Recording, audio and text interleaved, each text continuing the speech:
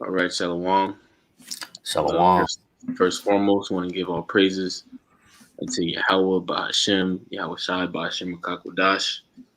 Double honors to the elders and apostles of Great Millstone that taught us this truth. And shalom to the hopeful elect, the Akim and the Akwaf, scattered around the four corners of the globe that have returned to the obedience of the scriptures, all right, through faith in who the world ignorantly calls Jesus Christ, all right, who we know as, all right, Yahweh Shai, all right. And in this lesson, we'll go ahead and entitle it, something in regards to the Gentiles. All right, Isaiah the 11th chapter, the Gentiles. All right, and what we want to touch on is essentially the the mystery of the Gentiles. All right, and that's spoken of, in the New Testament. All right, and this is the type of thing that is a milk script, is milk, so to speak.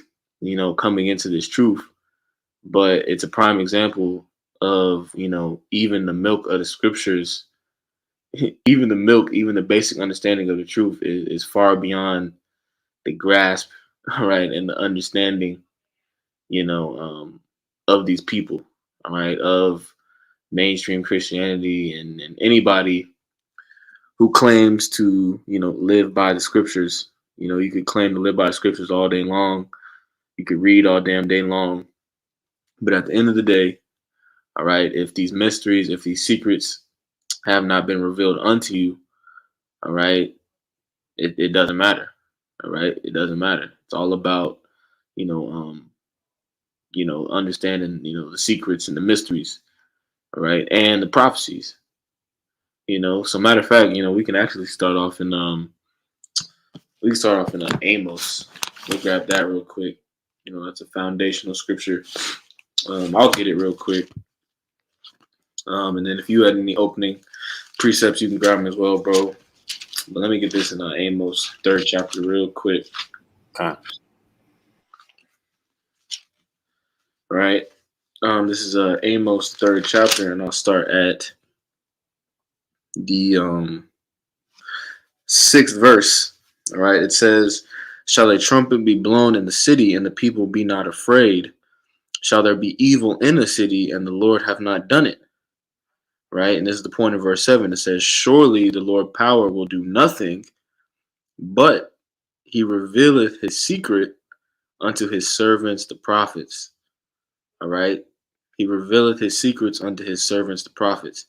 All right. So, a secret, right? We know a secret is something that other people don't know, something that most people don't know.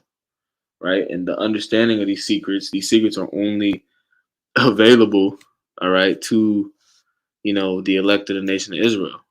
All right. Really. All right. And the men of the Lord that have been raised up in these latter days to teach. Those are the ones who have received, the knowledge, wisdom, and understanding of the scriptures. All right.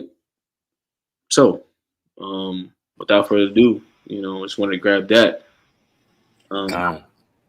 I actually had a word. I wanted to put a word. Time. Uh, this that word. Let me see. This the word. Slovakia.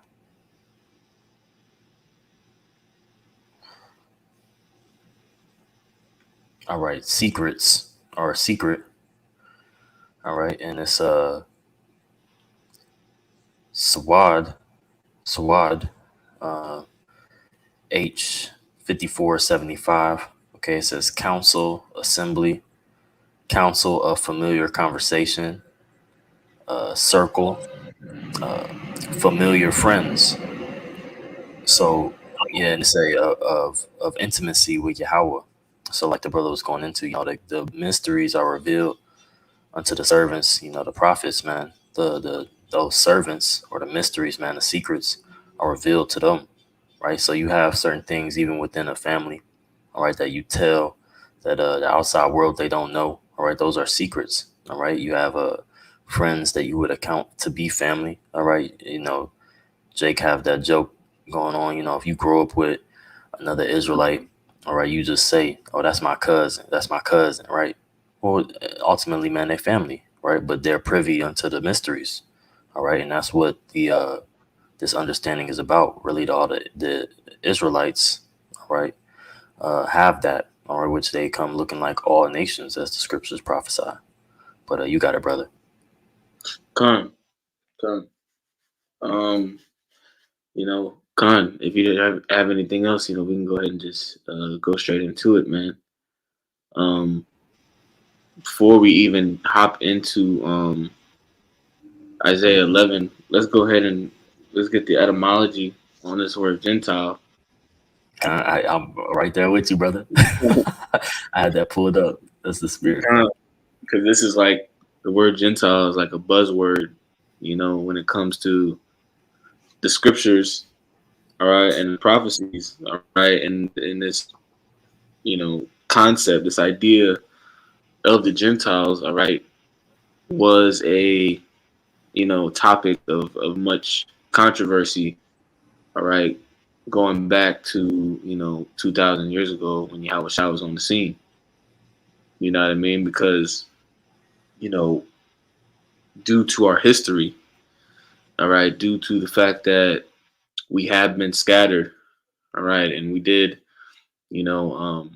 assimilate, all right, into other cultures, all right, we know that we had a large majority of our population, all right, and eventually, all right, our entire nation as a whole, all right, fell away from our heritage, all right, but 2,000 years ago, when Yahweh Shah was on the scene and the disciples, they were having to basically, um, argue with, the scribes, the Pharisees, all these different people, who didn't believe that, the Israelites that were scattered, all right, that weren't keeping the customs, that weren't, coming back to Jerusalem to, keep the Passover, all right, all these Israelites who weren't doing all these things according to the old covenant, all right, they didn't want to believe that they would have a right back, all right, or they would have a way back, to partake, in the inheritance. They didn't want to believe that or accept that, but that's the entirety of the reason that Yahweh Shai came, and that's broken down in Isaiah 11 chapter. All right, Isaiah 11 chapter among many other chapters, but we want to get Isaiah 11, primarily because it tells you in that chapter who the Gentiles of the New Testament are. All right, that's the primary reason why we want to go into that. But like I said, before we do that, did you have something you wanted to pull on the etymology, or? Yeah, bro. Yeah, Like a specific point. or yeah, what I mean, if you had something, yeah, you could bring it up. Okay. Well, yeah, just the word Gentile. Okay. In the etymology, it says one who is not a Jew. All right, which we know that word Jew is just referring to the tribe of Judah. Okay, or Judah, Benjamin, Levi. All right, the Jews. Right, that's just a portion of the 12 tribes. All right, which the brother, he had the sign. All right, which the head tribesman is the Jews. All right, so you got to account for the other nine tribes, man. So it says Gentile, one who is not a Jew. Um, C 1400 earlier, one who is not a Christian, a pagan. From late Latin noun use of Latin genitalius, of the same family or clan, of belonging to a Roman genes. All right, I'm gonna read that again. Of the same family or clan, of or belonging to a Roman genus. So, you had anything on that, bro? Want to speak on that? Con, yeah, I had that. Can you hear me? Con. Con, okay, yeah, I had that pulled as well because when you go like you're going into when you go into that word, all right, that word Gentile, right, that word gen, at the beginning, GEN, which also goes into the word, genes. All right. That word is dealing with basically, all right, like it says, a race, all right, or ethnicity. Okay, so when you read the scriptures, all right, there's a clear distinction, all right, between the nations of people. Um, and what we have what 18 nations. Matter of fact, let me share my screen again. I actually have that. Let me show that real quick. Right, because this is what the scriptures are dealing with. All right, the thing that Esau has done a good job of is confusing everybody and convincing everybody that everybody's just a big just conglomerate of people. You know what I mean? And we're all one people, right? We're all one people. There's no real distinction between nations. Right? We're all just one big happy family, right? According to Esau Edom. But when you read the scriptures are the exact opposite. All right, the Lord is dealing with separation. All right, the Lord is dealing with you know the holy and the profane, like scriptures say. All right, but when you look at creation, not even just nations, when you look at creation, all right, you have a lot of different types of creations, a lot of different plants and animals and small organisms. All right, why? Because they all have a particular purpose. All right, no one thing, or not everything does the same thing. All right, and all the nations weren't created to be the same. All right, the nation of Israel was specifically created to have jurisdiction over the planet Earth. All right, the elected nation Israel were specifically created, all right, to rule the planet Earth. All right, that is their purpose. That is why they were created. All right, and that's a distinction, But let me not get too far off. Can you see this that I'm pulling up on my laptop? Okay. And I just wanted to pull this up, the Table of Nations chart, because this is extremely important. All right, although we all did come from Adam, okay, through Noah, all right, Shem, Ham, and Japheth. All right, there was a distinction made between Shem, Ham, and Japheth. All right, and you can go and read about that. All right, there is a clear distinction between Jacob and Esau. Right, severe distinctions. All right, I mean, on a spiritual level, on a physical level. All right, these we're all we're not alike. All right, we're really not alike. Right, when you really sit and consider it. Yes, we are all technically human beings. All right, but on a spiritual level, we are very distinct, from these other nations. Yep. So, just wanted to touch on that, because that word Gentile, again, that word is dealing with races, all right, with races, with clans, with tribes of people. All right, so the thing is,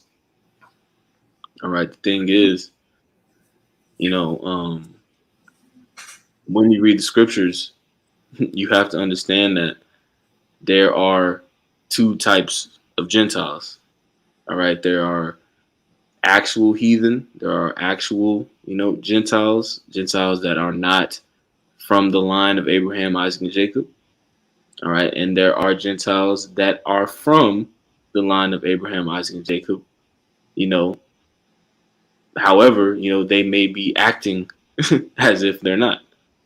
All right, the Yep. same way that we were acting, all right, as if we were, Americans, all right, before we came into this truth, or really acting like Esau, right? Because really, when you're in the world, you're really operating under the vibration of Esau.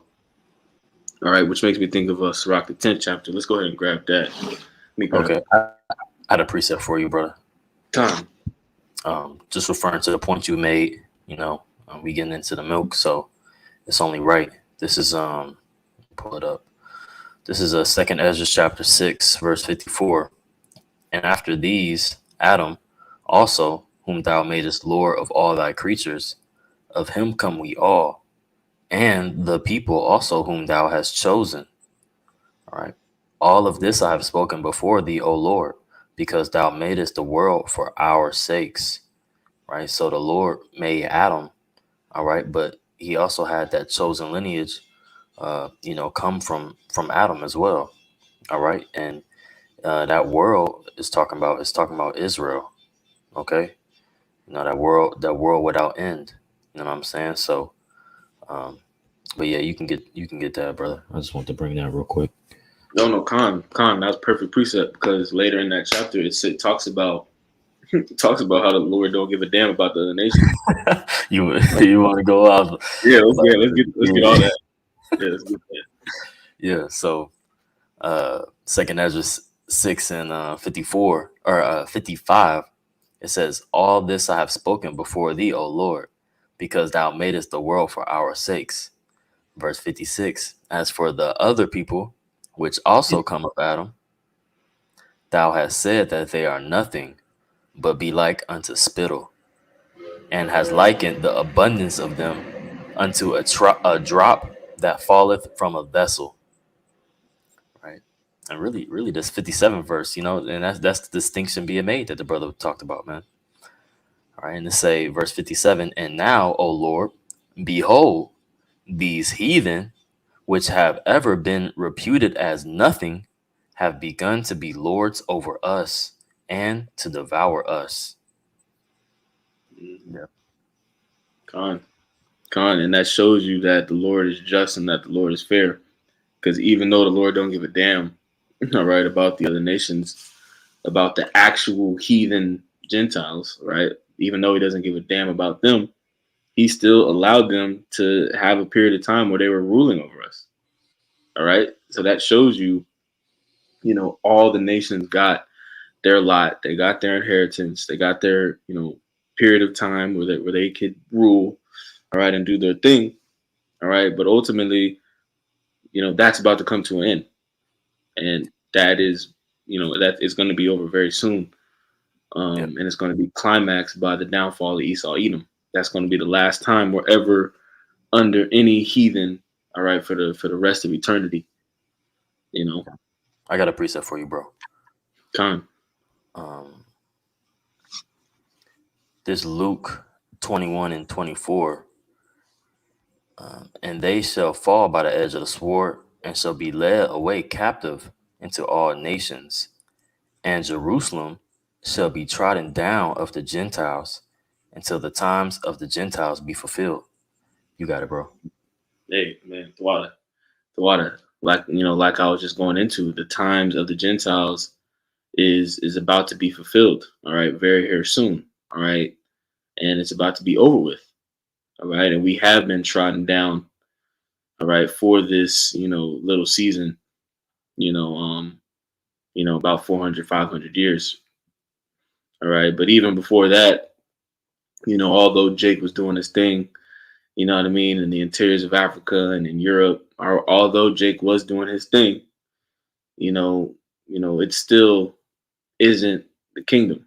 All right, it still, isn't what we're looking for, man. We still got Esau. We still had, Esau was on the loose, in the cut, you know, looking to get back into power. All right, these heathen were still, you know, doing the shit that they do. All right, which is, just basically exist. All right, but we're looking forward to, the kingdom. But without further ado, man, I didn't even mean to do an intro that long. But let's go ahead and yeah, it's a spirit. We go ahead and hop into Isaiah 11. Con. Let's see. Pull this up.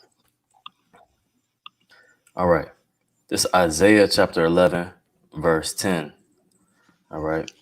"And in that day there shall be a root of Jesse, which shall stand for an ensign of the people. To it shall the Gentiles seek, and his rest shall be glorious." Mm-hmm.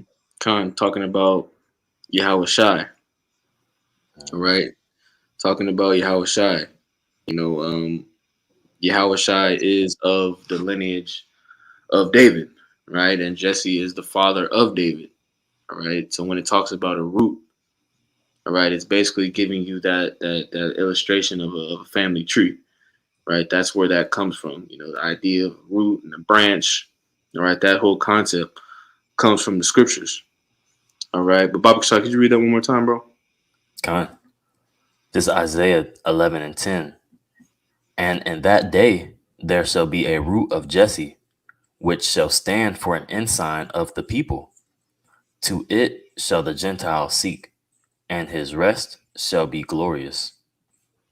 Right, right. And when you actually look into that word ensign, like if you go to Wikipedia and just type in ensign, Baba Kashai, could you pull that up real quick? Or just I on the kind of, wiki? Or the, yeah, I kind of want to, Con. yeah, on Wikipedia, Okay. because an ensign essentially is a banner, right? It's a flag that you display, all right, on a ship, all right, or on in an array as far as like army, all right, on the battlefield, all right. That's basically what an ensign is.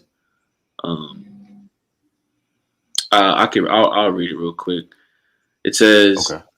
an ensign is the national flag.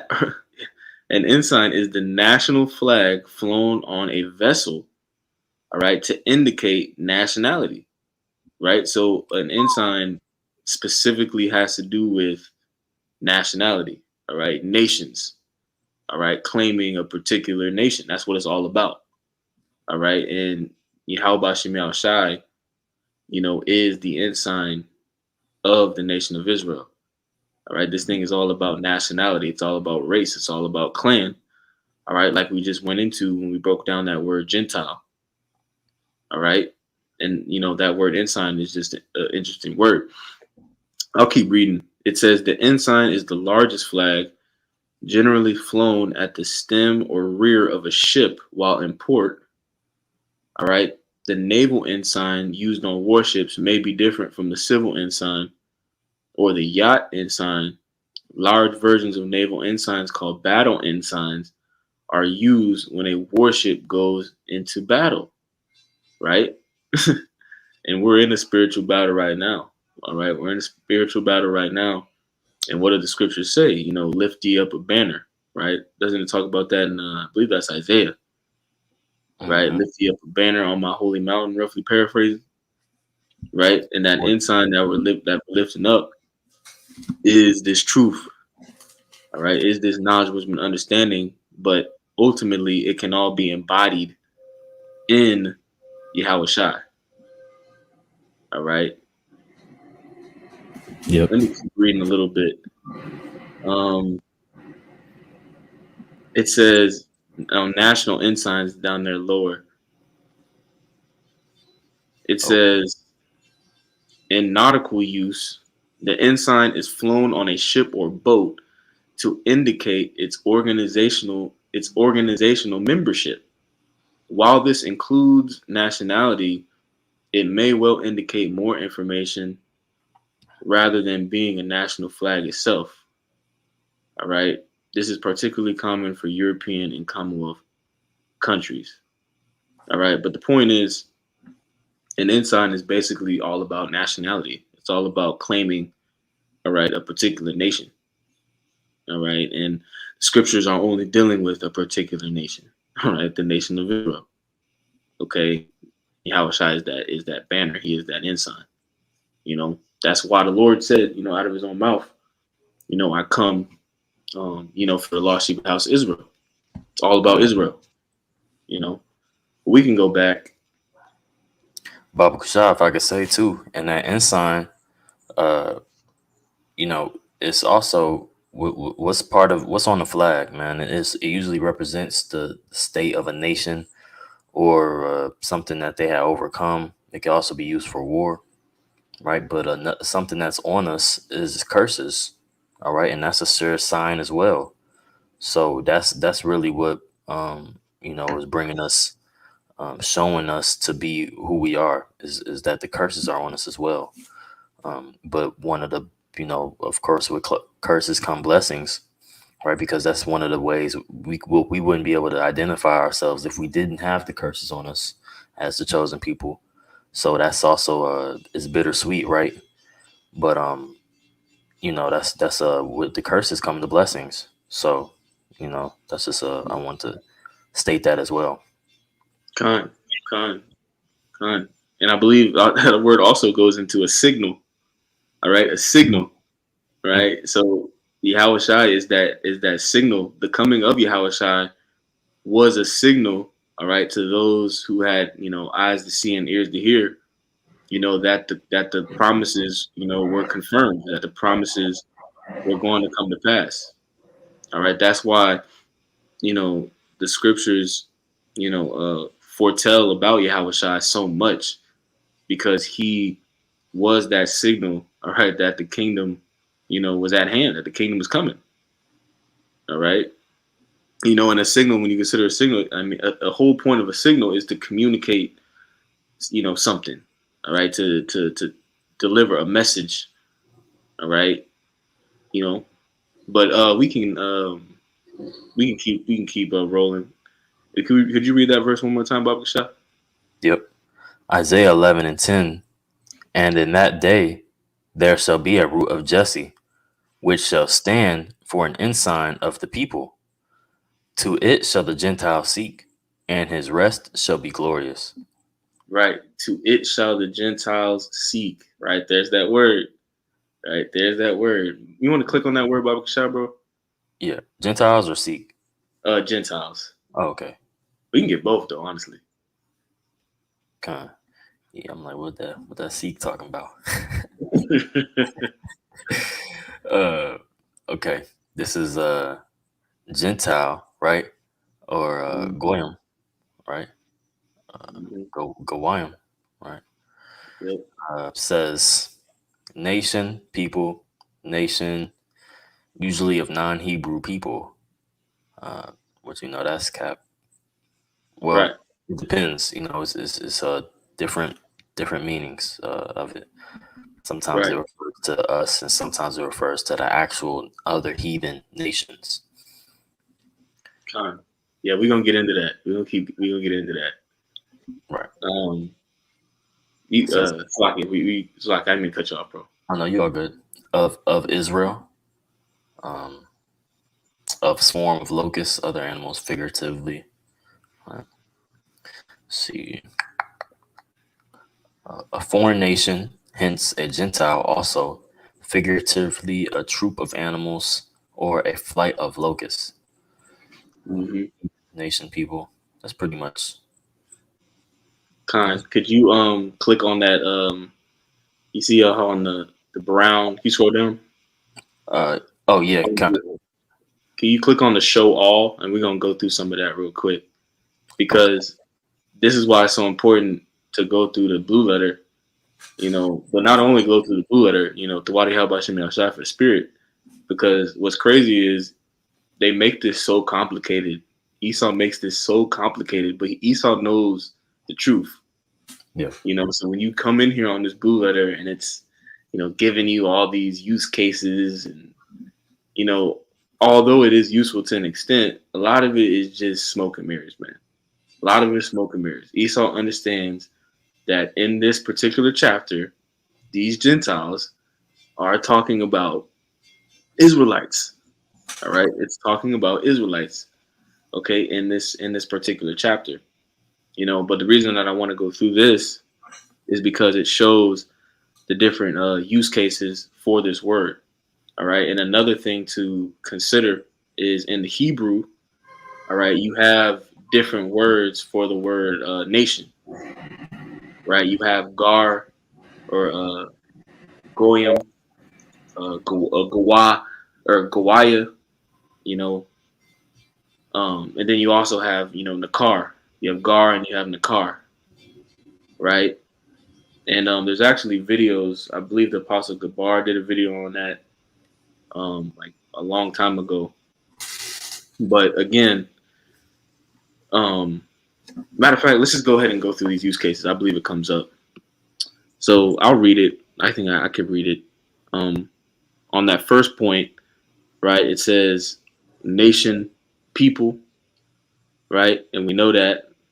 All right. Could you scroll down and go to the second point, Mm-hmm. or the second you're gonna have to go back up a little bit. Oh, okay, kind. Oh. I get you. I get you saying. Okay. Yeah. Actually, Slovakia, it is point one, but could you go to B? Yeah, 1B, Okay. Here we right? go. It says Yeah. definitely of Israel. Right? Wow. Definitely of Israel. All right. And then if you hover over some of them precepts, it basically gives you the use cases of that word that show you that this word more times than not is speaking about the children of Israel, right? Because people that these scholars understand that there are two words for all right nation in the Hebrew, right? Gar and Nakar. They know that, right? But they have it tucked away the true meaning, right? This is really what should be at the top of the page. Yeah. So if you read a couple of those, if you want to read like the first couple of precepts, we can read those. Exodus 19 and Exodus 33. Yep, Exodus 19:6, and it says, "And ye shall be unto me a kingdom of priests and an holy nation. These are the words which thou shalt speak unto the children of Israel." All Right. right. There's that word nation, right? That's the word. Ye shall be unto me a kingdom of priests and a holy nation, right? Holy meaning separate. All right.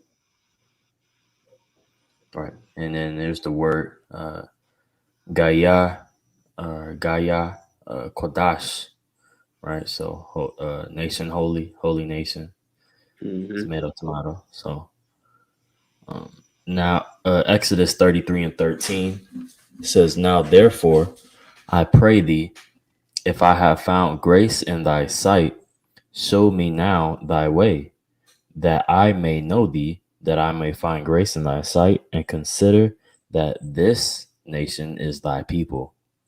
Whoo, this And- nation, right? This nation. All right. And this word is the same word that's in Isaiah 11 chapter. All right. But this is just further proof that this word is talking about, in this context, it's talking about the nation of Israel. All right. There's no way around that, but we can go back to Isaiah 11 Okay. because, again, I love the reason that I love this chapter so much and this prophecy is because when you're reading it, all right, when you're reading it, it's identifying the Gentiles. All right. So it identifies the Gentiles. And then later, or in the 10th verse, all right, it speaks on the Gentiles. But in the 12th verse, it expounds upon who the Gentiles are specifically. All right. Specifically in these three verses, you know. So we can keep reading. Kind. Um.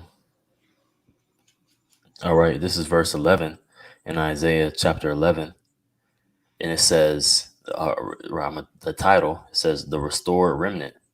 Okay. Um. And it shall come to pass in that day that the Lord shall set his hand again the second time to recover the remnant of his people, which shall be left from Assyria, and from Egypt, and from Pathros, and from Cush, and from Elam, and from Shinar, and from Hamath, and from the islands of the sea. So here we have it. All right. It says the remnant of his people, right? The remnant of his people, okay, are going to be scattered into all these different locations. All right. Or else he wouldn't, why would he have to recover a remnant of his people if they weren't scattered? All right. This is what is referred to as, the diaspora. All right. The diaspora. All right. And also because you had Israelites scattered in these different areas. All right. This is the reason why you have, all right, First Peter 1:1. All right, James 1:1. All right. And a matter of fact, we can grab First Peter 1:1.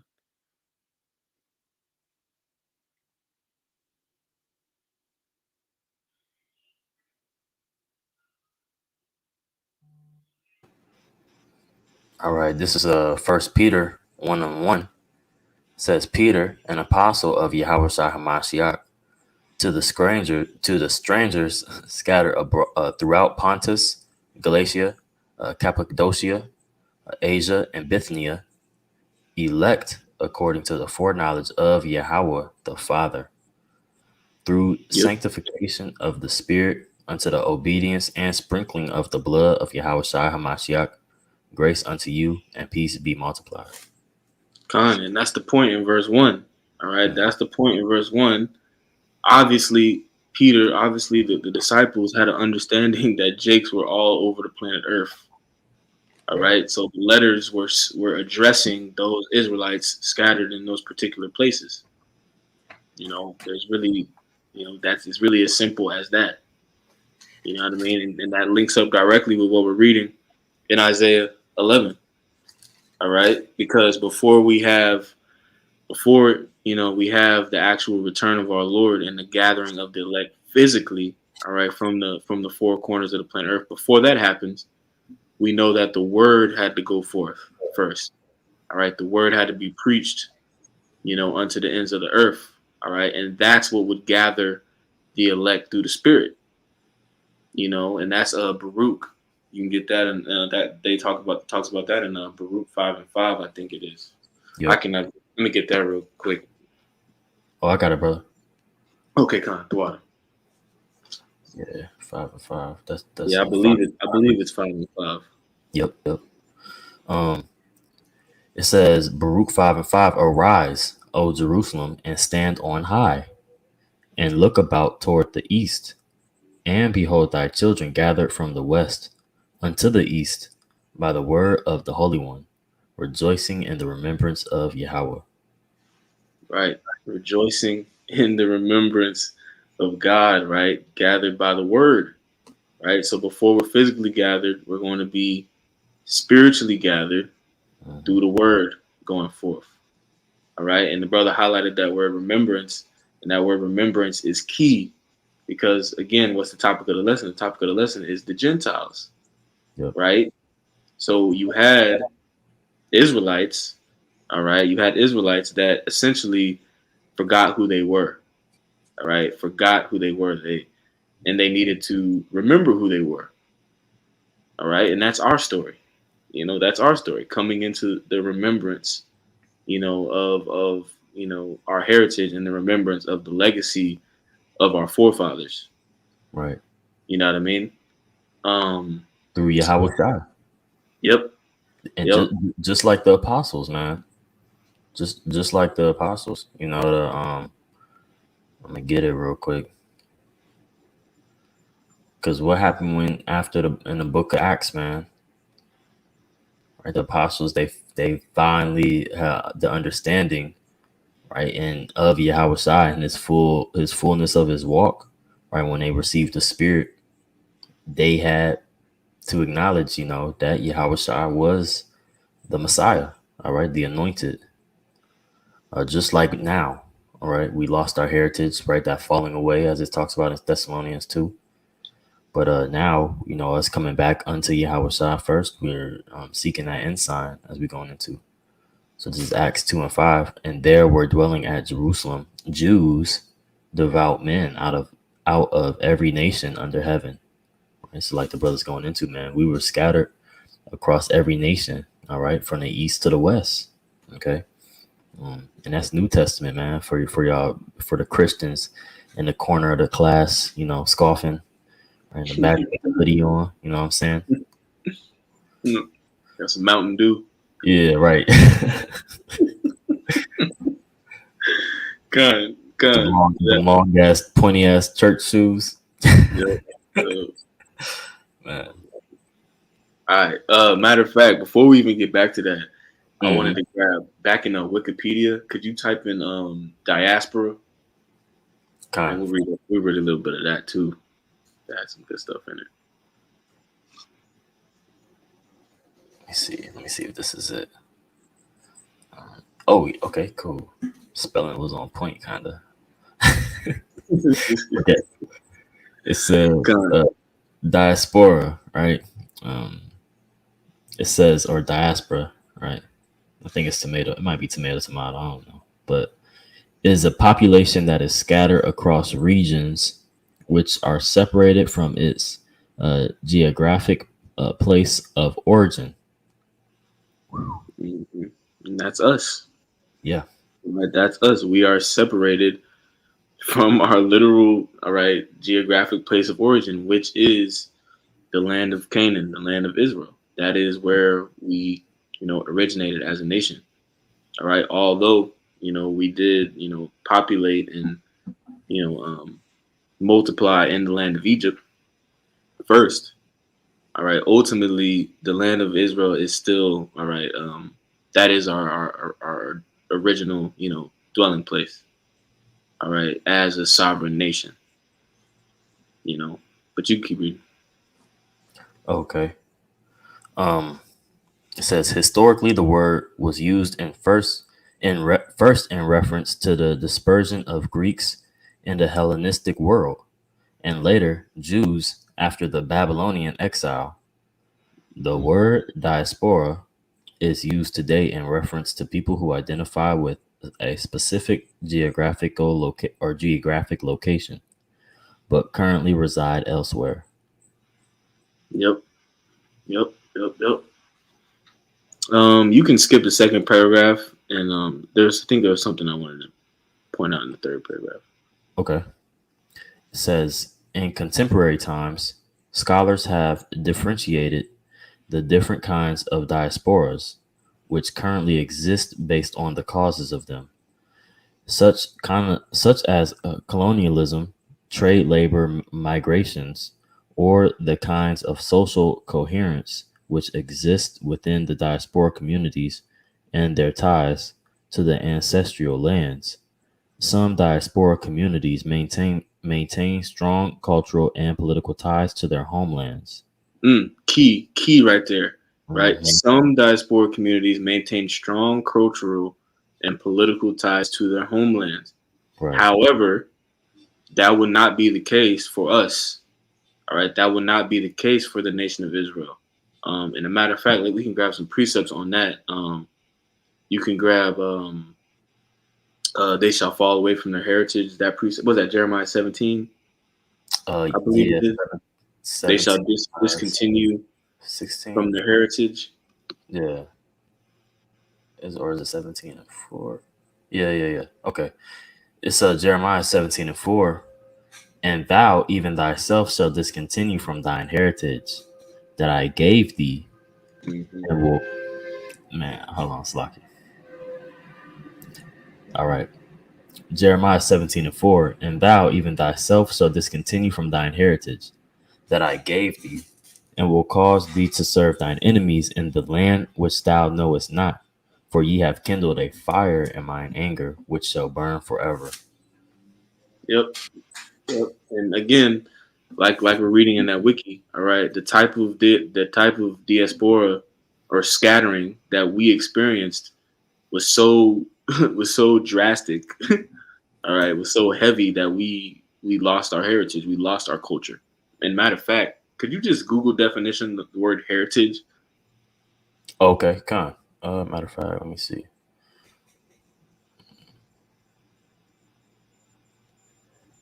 Or no, hold on.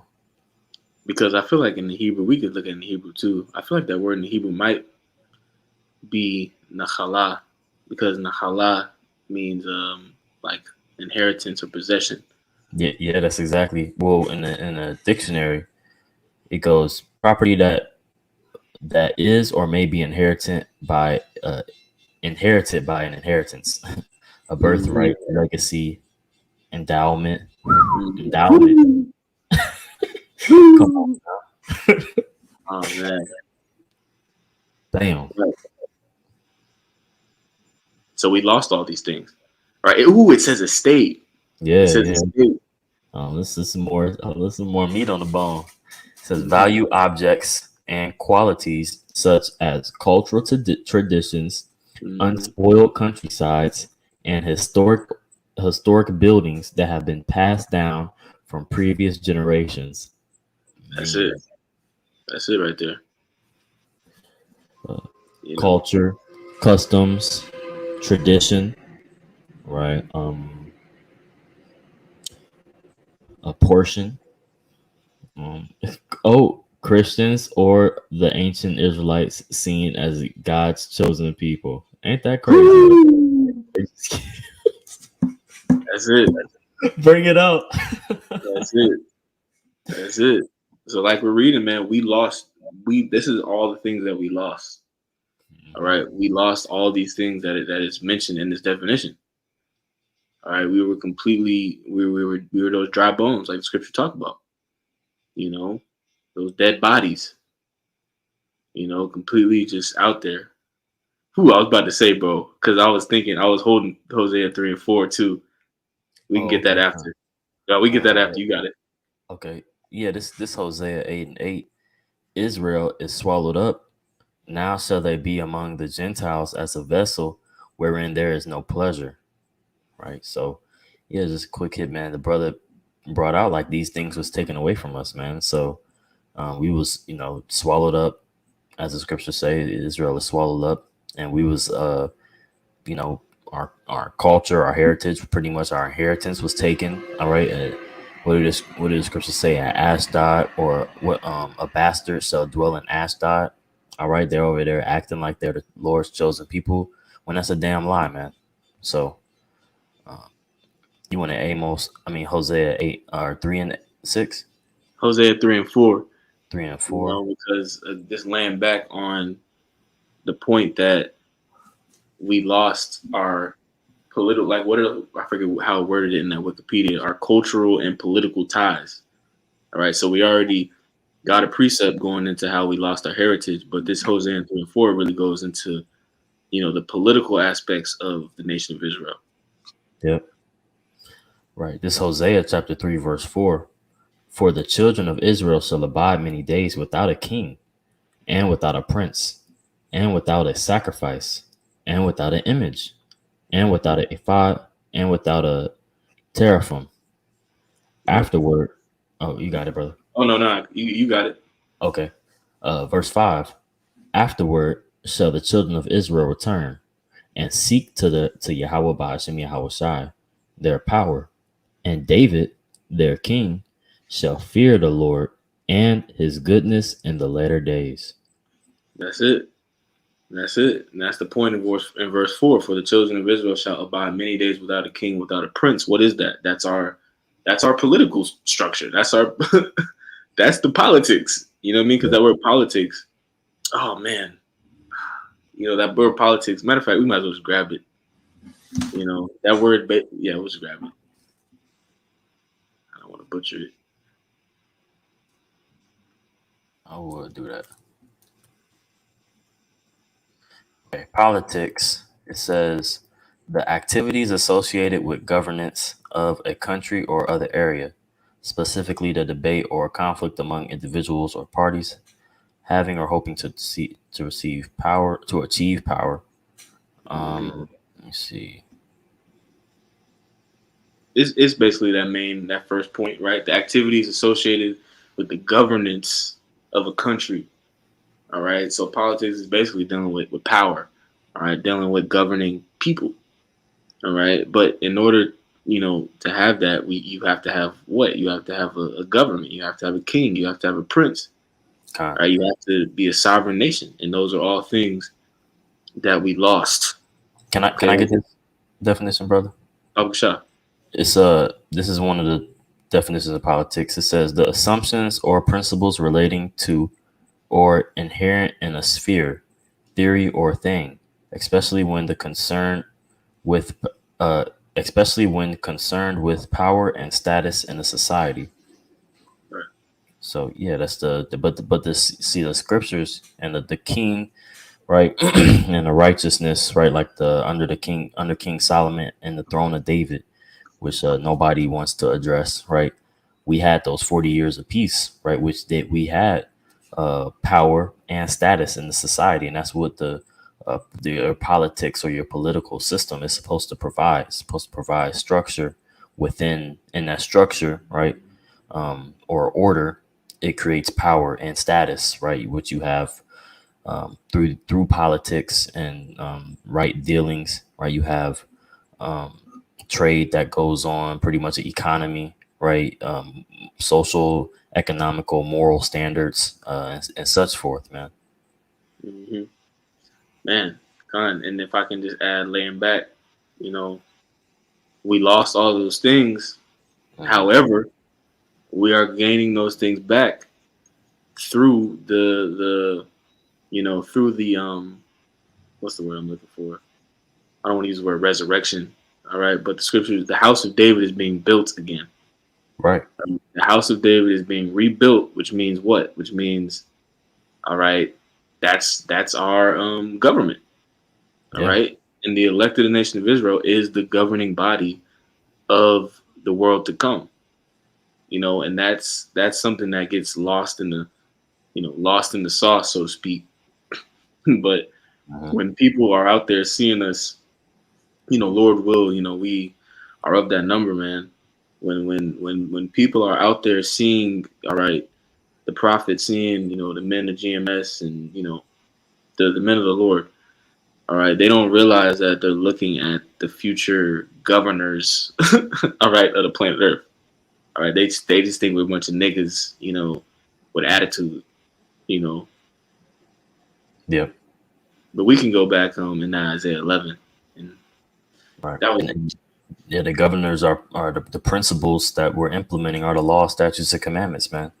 that's right, Um, Passed down. right. So that's what the implementation is. So that's what that word, government, brothers, always going to the brainwashing, okay, or right, to brainwash, right. That's what we're speaking for. All right, to clean up the minds of the people, and ultimately that'll manifest throughout the earth in this righteous kingdom as we going into in Isaiah 11.